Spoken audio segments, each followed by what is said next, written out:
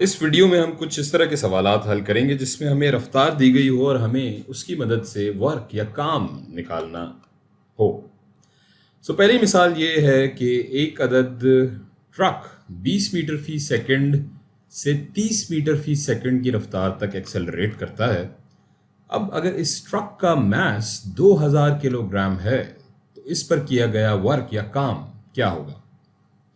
चलें इस मिसाल की हम पहले जो डायग्राम है उसको हम देख लेते हैं ताकि हम बेहतर तौर पर समझ सकें। हमें बताया गया है कि ट्रक 20 मीटर फी सेकंड से 30 मीटर फी सेकंड पर एक्सेलरेट करता है। तो जनाब ये हमारा ट्रक है जिसकी रफ्तार पहले थी 20 मीटर फी सेकंड और ये एक्सेलरेट करने के बाद इसकी रफ्तार हो जाती है, ये हम लिख लेते हैं 30 मीटर फी सेकंड। हमें ये भी बता दिया गया है कि इसका मास या कमियत 2000 किलोग्राम है, ये भी हम यहाँ लिख लेते हैं। अब इस पर किया गया काम या वर्क हमें निकालना है। तो आपके ख्याल में ये वर्क डन हम कैसे निकालेंगे? जैसा कि अब तक हम देख चुके हैं कि वर्क डन किसी भी चीज़ पर लगने वाली कुव्वत और इस कुव्वत के नतीजे में पैदा करदा खिसकाव के बराबर होता है। अब क्या हमें कुव्वत का पता है यहाँ पर? नहीं, ये हमें यहाँ नहीं बताई गई है। क्या हमें यहाँ डिस्प्लेसमेंट यानी खिसकाव का पता है? नहीं, ये भी हमें नहीं बताया गया है। हमें सिर्फ और सिर्फ इब्तदाई और आखिरी रफ्तार या इसकी वेलोसिटी और मास के बारे में बताया गया है। तो आपके ख्याल में हमें क्या करना चाहिए? दिए गए डाटा से कुव्वत और खिसकाव हम निकाल सकते हैं और फिर ये वर्क डन के फॉर्मूले में डालकर इस ट्रक पर किए गए काम को निकाल सकते हैं। क्या आपको याद है ये काम हम पहले भी कर चुके हैं? तो अगर हम यहाँ कुव्वत को ma मास इंटू एक्सेलरेशन के बराबर लें और यहाँ ये डालें तो आखिर में हम एक इक्वेशन पर आकर पहुँचेंगे जिसे हम वर्क एनर्जी थ्योरम कहते हैं। ये नज़रिया क्या कहता है? ये कहता है कि किया गया काम काइनेटिक एनर्जी में होने वाली तब्दीली के बराबर होता है। लिहाजा किया गया काम आखिरी और इब्तदाई काइनेटिक एनर्जी की तफरीक के बराबर है और ये इक्वेशन यहाँ से अखज़ या डिराइव की जा सकती है। और ये इक्वेशन असल में ये कह रही है कि किसी भी चीज़ पर किया गया काम हमें ये बात बताता है कि असल में इस चीज़ की काइनेटिक एनर्जी में इजाफा कितना हुआ। मिसाल के तौर पर अगर हम ये कहते हैं कि इस ट्रक में 10,000 जूल्स की काइनेटिक एनर्जी का इजाफा हुआ है तो इसका मतलब ये होगा कि इस पर किया गया काम 10,000 जूल्स है। लिहाजा मुझे सिर्फ ये यहाँ निकालना है कि जब गाड़ी की रफ्तार बढ़ी तो दरअसल इसकी काइनेटिक एनर्जी में कितना इजाफा हुआ और यही इस ट्रक पर किया गया काम भी होगा। और अगर आपको इस बात पर मज़ीद वजाहत चाहिए तो हमने इसके बारे में वर्क एनर्जी थ्योरम वाली वीडियो में बात की है। आप अगर मज़ीद वजाहत चाहें तो वो वीडियो आप देख सकते हैं। खैर, यहाँ हम आखिरी और इब्तदाई काइनेटिक एनर्जी यानी कि फ़ाइनल और इनिशियल काइनेटिक एनर्जी निकाल कर किया गया काम निकाल सकते हैं। आप एक मरतबा खुद से वीडियो पॉज करके कोशिश करें। अब हम मिलकर कोशिश करते हैं। तो मैं आपको ये बताता चलूँ, जो कि आप शायद जानते भी होंगे पहले से, ये काइनेटिक एनर्जी हमेशा बराबर होती है half mv square, 1/2 m into v का स्क्वायर। हमारी इस ट्रक की, इस गाड़ी की फाइनल काइनेटिक एनर्जी क्या होगी? फाइनल काइनेटिक एनर्जी बराबर होगी 1/2 ज़र्ब m ज़र्ब इख्तितामी रफ्तार की ताकत 2 के। और इस इख्तितामी या इंतहाई रफ्तार या फाइनल वेलोसिटी को हम यहाँ v से ज़ाहिर करेंगे। तो अब अगर हम यहाँ ये सारी वैल्यूज़ सब्स्टिट्यूट करें और इसको सॉल्व करें तो 2000 को 2 से तकसीम करने पर हमें 1000 मिलता है और 30 की ताकत जब 2 होती है तो ये बराबर हो जाएगा 900 के। ये 1000 किलोग्राम ज़र्ब 900 मीटर पर सेकंड स्क्वायर हुआ और यूँ हमारे पास 9 लाख यानी कि 9 के बाद 5 सिफर किलोग्राम मीटर स्क्वायर पर सेकंड स्क्वायर जवाब आया। अब ये एनर्जी की मयारी इकाई जिसे हम जूल भी कहते हैं उसके अंदर लिख लेते हैं हम इसे, तो ये हो जाएगा 9 लाख जूल्स के बराबर। बिल्कुल इसी तरह इब्तदाई काइनेटिक एनर्जी या इनिशियल काइनेटिक एनर्जी वो बराबर हो जाएगी 1/2 ज़र्ब m ज़र्ब इब्तदाई रफ्तार या इनिशियल वेलोसिटी जिसे हम यहाँ u से डिनोट कर लेते हैं उसके स्क्वायर के बराबर होगी।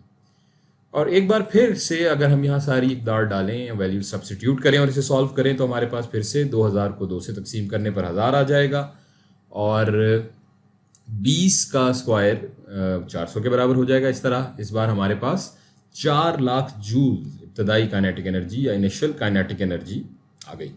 सो ये हमारे पास इब्तदाई काइनेटिक एनर्जी है और ये इंतहाई काइनेटिक एनर्जी है। अब किया गया काम या वर्क डन आखिरी और इब्तदाई काइनेटिक एनर्जी की तफरीक के बराबर है, जिसका दरअसल मतलब ये है कि काइनेटिक एनर्जी में इजाफा कितना हुआ। तो ये अब हम निकाल सकते हैं। इस ट्रक पर किया गया काम जो कि हो जाएगा 9 लाख जूल्स माइनस ये 4 लाख जूल्स, तो ये बराबर हो जाएगा 5 लाख जूल्स। ये है जनाब हमारा फाइनल जवाब। तो ये बता रहा है हमें कि ट्रक की काइनेटिक एनर्जी में 5 लाख जूल्स का इजाफा हुआ है और ये इस ट्रक पर किए गए काम के बराबर है। सो इस तरह से अगर हमें सिर्फ रफ्तार पता हो तो हम वर्क एनर्जी थ्योरम की मदद से काम निकाल सकते हैं। चलिए एक मिसाल और देखते हैं। ये सवाल भी पिछले सवाल से मिलता जुलता है, तो आप एक बार वीडियो पॉज करके खुद से हल करने की कोशिश कर सकते हैं। चलिए अब हम मिलकर कोशिश करते हैं।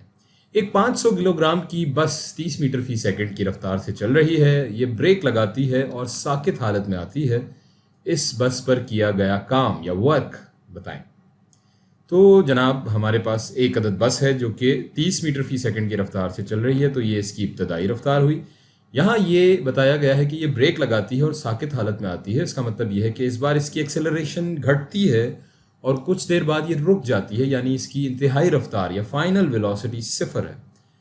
हमें यहाँ इस बस पर किया गया काम या वर्क डन निकालना है। सो एक मरतबा फिर से हमें इस बस का मास दिया गया है जो कि 500 किलोग्राम है।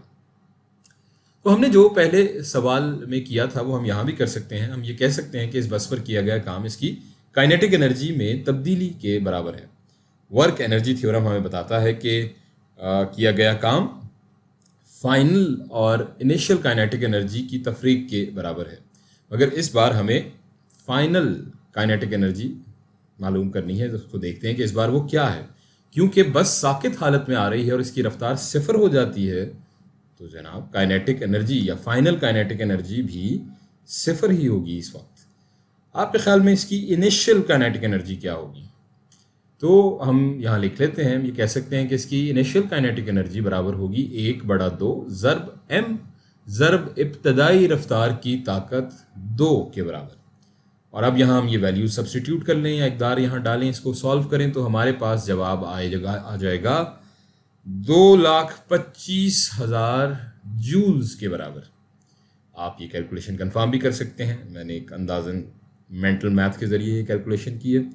खैर जनाब, तो हमारा वर्क डन या किया गया काम फाइनल काइनेटिक एनर्जी जो कि है 0 और इब्तदाई काइनेटिक एनर्जी जो कि है 2,25,000 जूल्स, इनकी तफरीक के बराबर है। और यूं हमें किए गए काम की मिकदार मनफी 2,25,000 जूल्स के बराबर हो जाएगी। लेकिन यहाँ ये मनफी का निशान जो आप देख रहे हैं बहुत आम है।